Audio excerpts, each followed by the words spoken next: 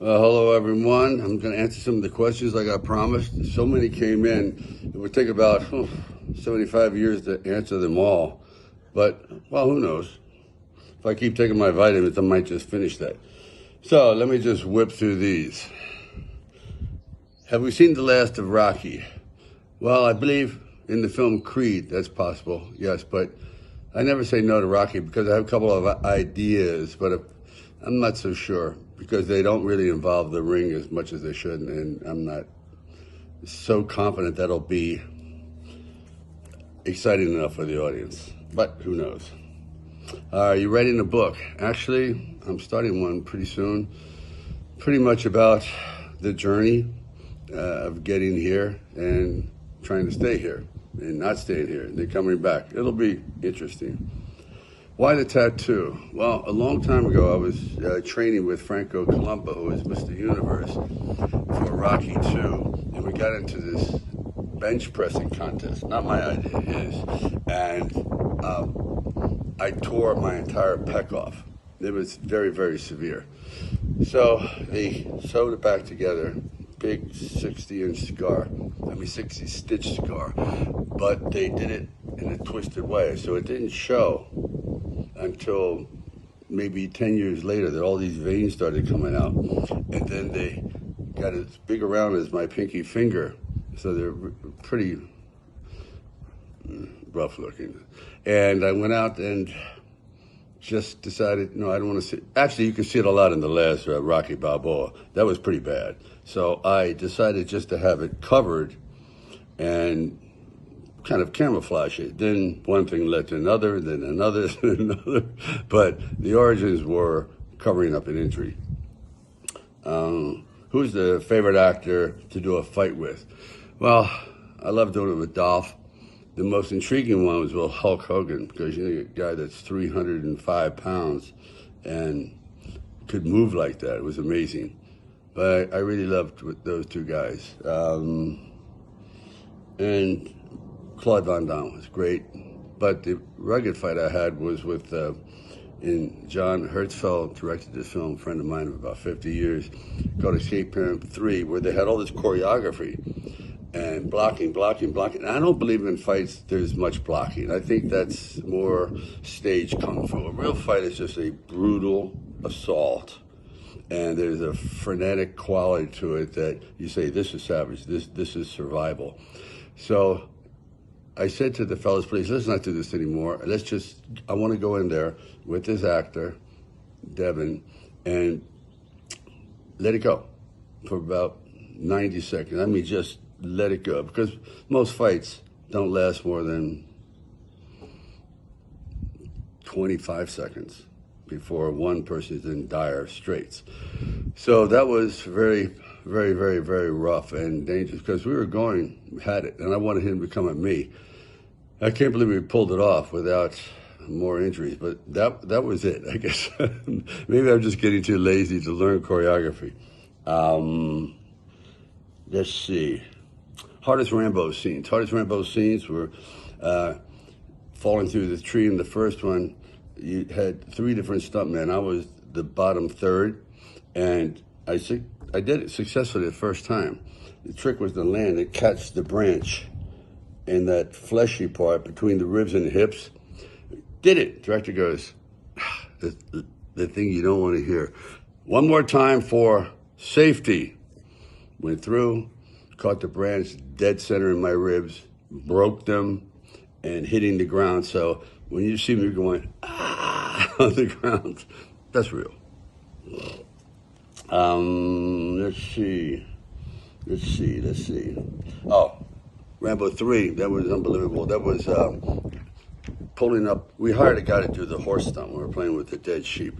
That was very dangerous because it's on rocky ground and everything else. And one fall, you could be paralyzed. Anyway, for some reason, he couldn't do it. This guy could ride upside down, do spinning tricks, everything on his head. So I ended up doing it, and that was a nail biter. That was it. And also running in front of a tank and laying down and let it roll over you and then grabbing the bottom. There's something about a tank pressed against your nose that gets your attention. Inspiration for the line, nobody hits as hard as life. I was talking to my son about what the future is all about, and for some reason that came up. No one punches harder than life. And I thought, wow, that is true. That is true. Life is undefeated. Can't beat it. You just have to go on the defensive. But that's where that came from, private conversation. Let's see. Tango and Cash's funniest moments, definitely in the shower. We were making kind of derogatory comments about our manhood. Can we get another demo, man? I think there is coming. We're working on it right now with Warner Brothers, and it's looking fantastic. So that should come out. That's going to happen. How do you manage in a house with 4 women and 2 female dogs? I don't. I roll over and play dead. No problem. Let's see. How do you eat so little? In Rocky 3. All right, well, in Rocky 3, I decided I wanted to do a drastic change. His ego has changed, his self-image has changed, so I went on a very, very stringent diet, primarily tuna fish. After a while, I didn't even know where I lived. Seriously, my phone number was like, what is it again? Because you need carbohydrates for the brain to function. And it wasn't functioning.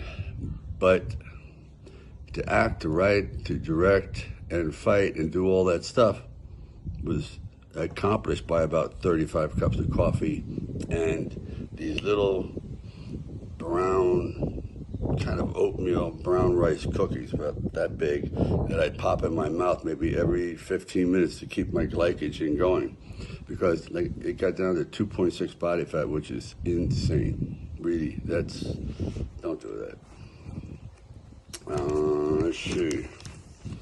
What music do you like to, well, when I write, sometimes I get fixated on a certain voices. It soothes me. I don't even hear the music, but it keeps me company.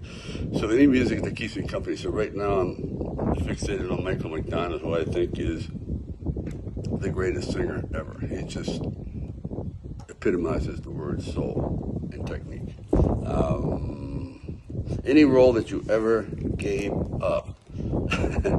Every actor has, and we all have regrets. The roles I gave up were Witness, Coming Home, which John Voight won the Oscar for, Die Hard.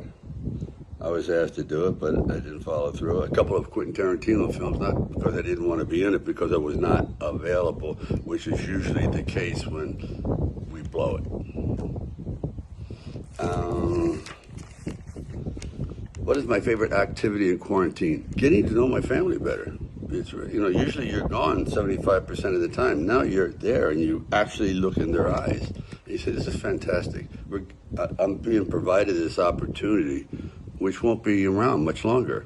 They'll move out of the nest. So I am just cherishing these moments. Let's see. How's your insight on how do you write a script? How many drafts? Well, that would take about an hour to answer. The thing is, it's what kind of movie I want to see that I think the audience, something we share in, some dilemma that I think we can identify with. I don't try to write something that's so personal that it's primarily written for an audience of one. And how many drafts? I've done as many as 140 rewrites on one movie. In other words, there's an old saying, writers don't write, they rewrite. Well, that's what I did, I rewrote. My nose is tickling. What do you think that is? Something fly up there? Well, I'll have it for dinner. Let's see. If you could go back in time and, no, maybe I'll answer that last. Tell me a secret. Okay, tell me a secret that you can talk about, that you shouldn't talk about today. Okay, we're making the movie Hunter. That's going to happen. So, there it is. That's been in the works for like 20 years. Okay. tell me about the painting process. Well, I won't belabor this because, again, it's very, very personal, what floats your boat. So the painting process is I go in there realizing the first 5 paintings are horrible. They're going to be horrible. I accept that. Same thing with writing. It's like starting up an old engine that's been left in a barnyard for about 20 years, covered in dust and chicken feathers and crap and everything. And it's boom, spinning, boom, stuttering. You're firing on one cylinder. Then the juices flow. Something happens. It just gives it up. If it's supposed to give it up. In other words, if you've hit that inspired moment, bang. But realize the first few, unless it's a miracle, are going to be duds. They're not going to be. It just doesn't work that way. It just doesn't come up. You know, I think I got the bug today. Oh yeah, I think I'll paint the Mona Lisa. One shot. No. There might have been 20 failures before he got it the way he liked it. At my age, your age, what keeps you motivated, in shape? Ego. There, I said it. It's ego. And that's the fuel. I'm very competitive with other people, but even more with myself, and that's a drag because I can rationalize not doing it in competition with other people, but you can't rationalize it yourself. You just feel like, come on, push back. Don't let nature have its way so soon, Try to go in uncharted waters. So that's where I go. A lot of fuel is anger from childhood, which I know I'd say 98% of us have that. That is the fuel for creativity. I think if you had, every artist has something going on inside that they have to purge. Not a one-time thing, not like, oh yeah, I'm gonna doodle on a horse, but they're constantly evoking different thoughts and insights and feelings and rage, mood. I think if all the actors and painters and sculptors were normal, there would be no art. Everyone would say, why am I putting my soul out there to be criticized? So there is an angst that makes for greatness. So keep on angsting. Let's see. Is it really true that you were writing Rocky and then you had to sell your dog? That unfortunately is very true. For $40 at a 7-Eleven, couldn't afford dog food. Either that or I was going to eat it myself. It was bad times. So, I'll be there. I'm finishing something. I'll be right there. No. Anyway, life. Anyway, would you like to collaborate with Al Pacino? My God, please. That's the ultimate privilege. I think he's the greatest actor maybe ever. He's just great. Do you see Paradise Alley as an underrated movie? Definitely. I love that film. I love the colors. I love the actors. I love the whole feel. I love the dialogue. It's just, sometimes it happens. Same thing happened in Nighthawks. Love that film. By the way, we're remaking that as a streaming series, also at Universal. Really proud at all these things that are coming back around because they're holding up. Anyway, if I could go back in time and talk to myself, give myself what advice, I'd say, got to start looking forward, way forward. Even when you have no money, look forward. See the house, see the car, see all the things that you can accomplish now. And eventually, if you're lucky, you accomplish them. But plan ahead and keep pushing.